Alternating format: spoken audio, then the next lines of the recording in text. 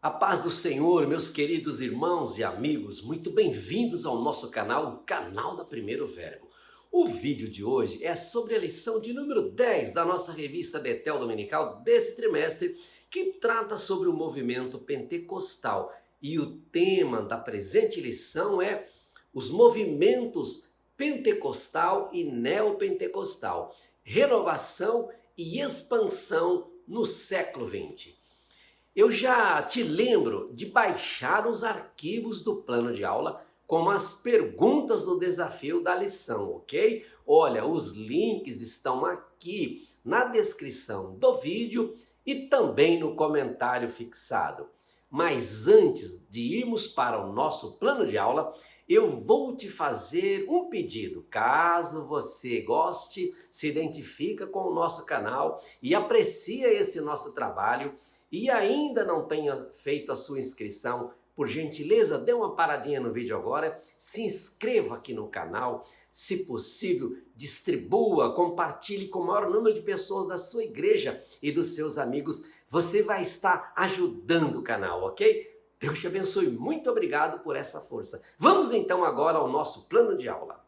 Verdade central da lição.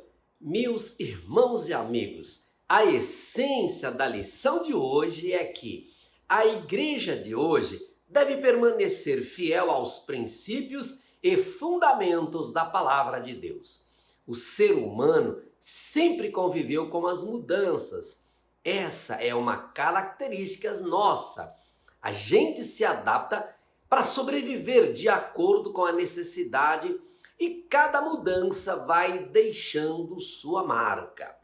Se a gente olhar para a história da humanidade, a gente vai ver que as pessoas se viravam muito bem na Idade das Pedras, quando os animais ainda não tinham sido domesticados e a agricultura sequer tinha sido inventada.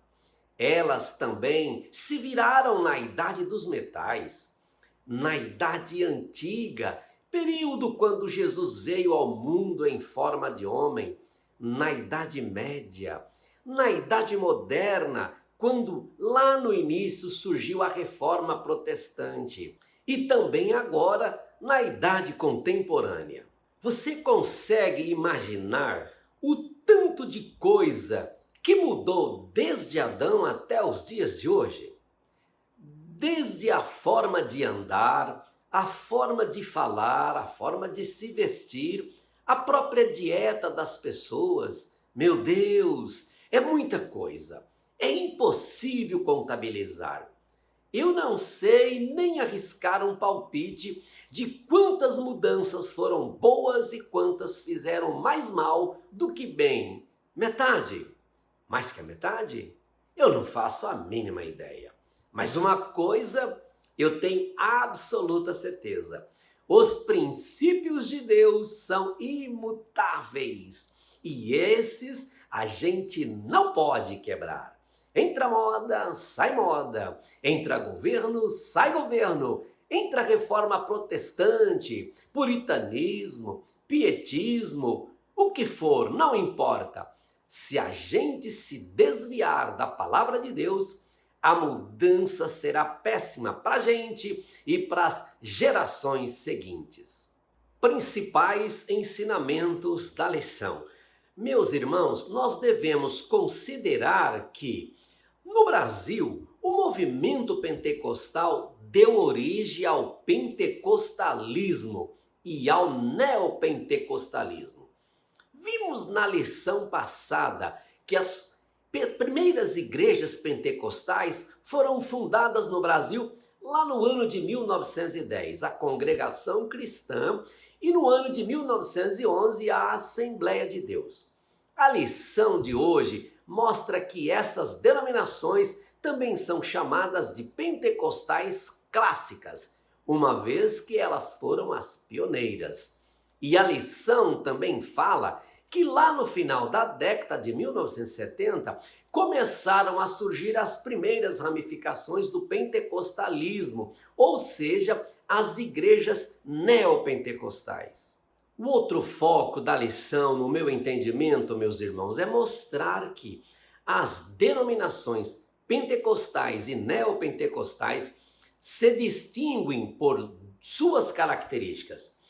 A lição cita algumas das principais características de cada uma.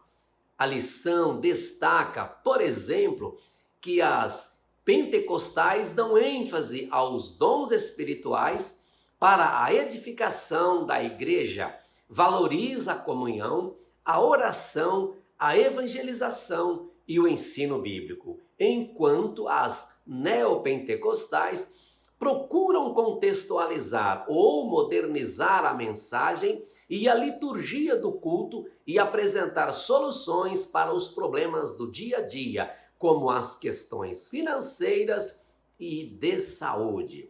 A lição ainda faz o alerta para a gente não deixar nada tomar o lugar de Jesus Cristo na pregação, nem os problemas, nem os sinais espirituais. O que quero que os alunos aprendam? Meus amigos professores, eu acho muito importante destacar que a igreja primitiva é o modelo para os cristãos de hoje, porque todos estavam unidos na mesma fé, eram dedicados aos ensinos de Jesus, comprometidos com a oração, ativos na missão, generosos, perseverantes e dependentes do Espírito Santo. A igreja primitiva foi muito bem sucedida em sua missão. O mundo inteiro foi influenciado por seus valores e práticas. Aliás, eu vejo que uma das provas desse sucesso é justamente a Bíblia Sagrada.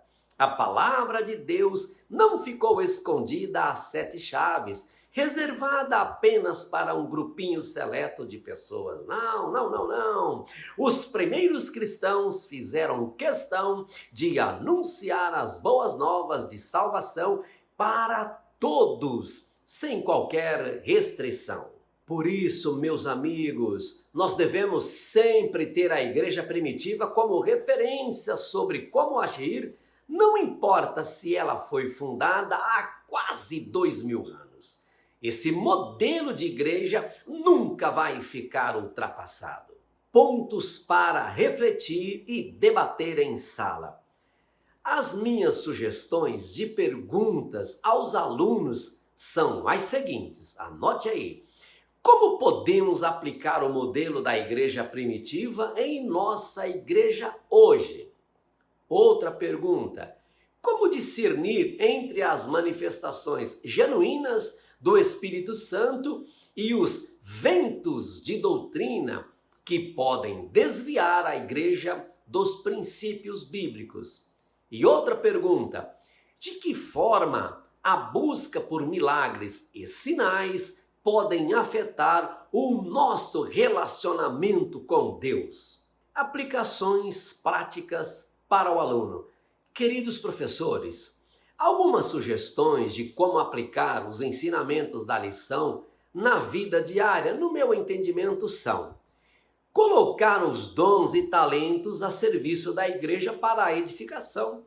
Uma outra sugestão que eu acho importante é exercitar o discernimento espiritual, conforme Hebreus 5,14, comparando as próprias experiências com os ensinamentos bíblicos.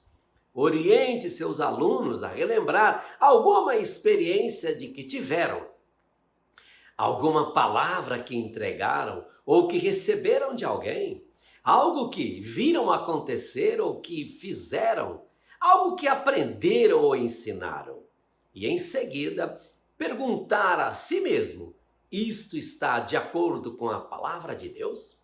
Olha, se houver algo que contradiz as Escrituras, deve ser imediatamente descartado. E a outra sugestão que eu trago é estabelecer passos pequenos, mas reais, para viver como os cristãos da igreja primitiva. Bem, meus queridos irmãos e amigos, chegamos ao final de mais um vídeo. Muitíssimo obrigado por ficar comigo até aqui, assistir esse vídeo até agora, por se inscrever em nosso canal. Você que é professor sabe que eu oro para que Deus abençoe o seu ministério cada vez mais. Saiba isso, tá? E você que é aluno dedicado na EBD, olha, pode acreditar, eu oro para que você seja cheio do Espírito Santo e que Deus te dê fome e sede de ouvir cada vez mais as palavras do Senhor. Olha, gente, muito obrigado, muito obrigado. Deus abençoe você, sua casa, sua família, sua EBD, seu ministério. Deus esteja com você mais uma semana poderosa de estudos da palavra de Deus. E até o próximo desafio da lição.